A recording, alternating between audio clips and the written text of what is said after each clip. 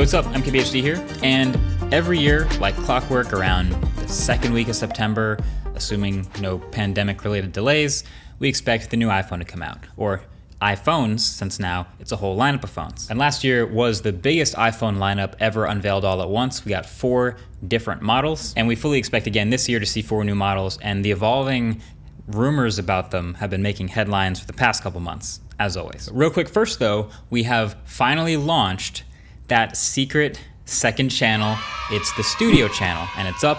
The first video that just dropped today is now live. It's a studio tour, which a lot of you guys have been asking about, and now you can finally see the finished space. You can meet the team, and you can head over there and subscribe to see a lot more stuff like behind the scenes and all the sort of things you've been asking that we don't quite get a chance to put on the main channel. It's all over there. If you subscribe soon, hopefully you can be one of the first 100,000 in the first week. It's one of our goals. That'd be nice. Okay, so I've got 4 of the new models of the iPhone 13 expected this year, and they map right alongside last year. The 13 mini, the 13, the 13 Pro, and the 13 Pro Max.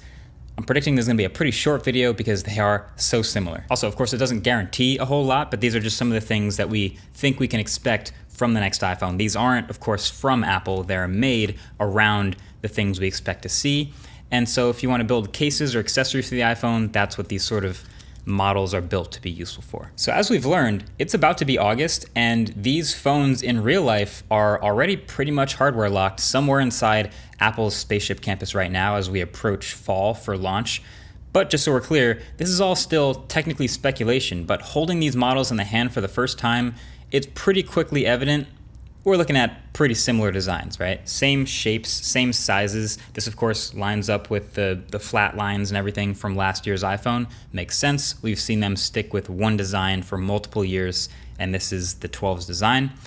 The new stuff that we can actually look at, though, are, number 1, the port. Now, a port is technically not a new thing since we've always had ports, but there's been a rumor that's made the rounds about Apple possibly getting rid of the Lightning port and not switching to USB-C, but just going totally portless, completely wireless for everything on all the new iPhones, or maybe just the Pro phones, but possibly across the whole lineup. And while I still think they're aiming for that, and I made a whole video about why Apple's aiming for a portless future, these new models, all of them, do have ports. Now, to me, that just says the MagSafe ecosystem is not quite ready to pick up where Lightning left off. Now, there was a big deal made about MagSafe. It was the new charging standard, the new wireless charging on the back of the iPhone, slap it on there with magnets. And there are a bunch of really good MagSafe accessories out now. There's MagSafe compatible cases. There are things that slap on the back of the phone. My favorite car mount is really good, the one Moment makes. I'll link that one below. I've been using it for a while now. But even Apple's first-party accessories are slowly starting to grow out. They just dropped that $100 MagSafe battery bank that attaches to the back of the iPhone. But it really does feel a little early to just jump straight to that and totally get rid of the port. It was already kind of a big deal when Apple bumped up from 5 watts to 20 watts of charging on the iPhone. MagSafe only supports up to 15 watts. We're living in a world where there are phones charging at 50, 65, maybe soon 100 plus watts wirelessly, which is awesome. And this just isn't quite at the flagship, at the tier that I'd want it to be. So maybe they're waiting for better wireless charging to make the MagSafe transition easier. But at this point, it feels too easy to go portless, or too early to go portless. So then the rest of the phone pretty much lines up with the iPhone 12s. Same speaker placement, same thickness and height across the lineup. Then I did notice slightly lower button placement actually, which I like a lot and feels best on the bigger phones, but this is actually only on the middle size phones, the 13 and the 13 Pro. The buttons are in the same place on the 13 Pro Max and the 13 mini, interestingly. But then one more big change is these cameras, which are somehow all bigger. So the 13 and 13 mini here have dual cameras still, but they switched to this diagonal orientation. And then the 13 Pro and 13 Pro Max still have triple cameras, but look at the new size of these camera modules. They're bigger and they look pretty similar at first, but I actually think we can read into these a little bit more than them just being bigger. So here's my interpretation of this. In the 13 and the 13 mini, you've got these 2 dual cameras now, roughly the same size of overall module. They're a diagonal lineup now. And the lower right one is actually a bit larger. which to me would hopefully mean a larger sensor back here, which is nice. We've wanted larger sensors in iPhones for a long time, and they only did one larger sensor on last year's iPhone, the big 12 Pro Max.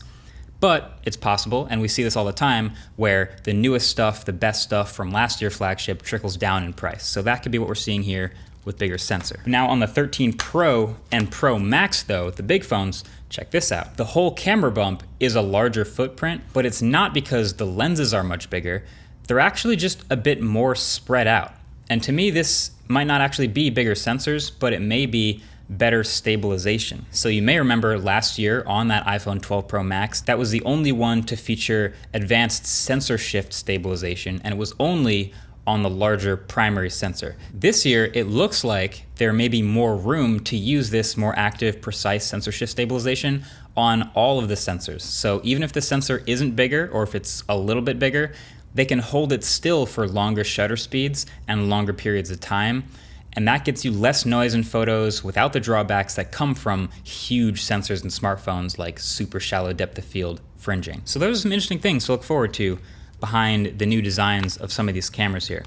Now, of course, there's a bunch of other stuff that these new models or mock-ups will never tell us, like ProMotion. That's one of the biggest, almost weirdly most interesting rumors about these new phones, because you'd think by now, where every other phone out there has a high refresh rate display, the iPhone being last up, they've got to do it.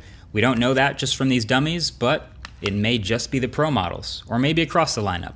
Either way, I hope to see ProMotion. But then these models don't tell us specs or RAM or anything like that. We already know what iOS 15 looks like. That should launch typically around the same time the iPhone does. And they also don't tell us if the notch is the same size. Now, but there is one thing to notice, which is if you look closely on some of these models, you can see, they've cut out some smaller sensors underneath the earpiece, but they did move the earpiece all the way up, further up higher on the top of the phone. And I feel like that's only something you would do if you're sort of reorganizing or sort of just compressing all of these pieces up here in the Face ID cluster to try to make a smaller notch. So not getting rid of it, but at least giving you some of that screen real estate back now that the iPhone really just has one of the biggest notches in any phone and has for a couple years now. Then there are still some rumors about them possibly bringing an in-display fingerprint reader to bring Touch ID back and maybe combining that with Face ID.